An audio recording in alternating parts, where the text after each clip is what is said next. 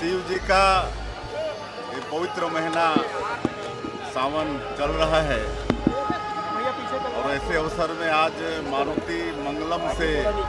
महादेव घाट तक एक कांवड़ यात्रा का आयोजन हुआ है। और ये मारुति मंगलम जो बहुत प्राचीन मंदिर है, 100 वर्ष पुराना मंदिर है। यहाँ आदरणीय विधानसभा अध्यक्ष और इस प्रदेश के पूर्व मुख्यमंत्री और पूर्व मंत्री छत्तीसगढ़ सरकार के और विधायक राजेश मुढ़त और हम सब लोग आज इस प्राचीन मंदिर में शिव पार्वती की पूजा किए हैं, राजा रामचंद्र सीता माता का पूजा किए हैं, हनुमान जी की पूजा की है, वृंदावन बिहारी लाल की पूजा की है। और ये हजारों की संख्या में कांवड़ यात्री यहाँ से महादेव घाट जाएंगे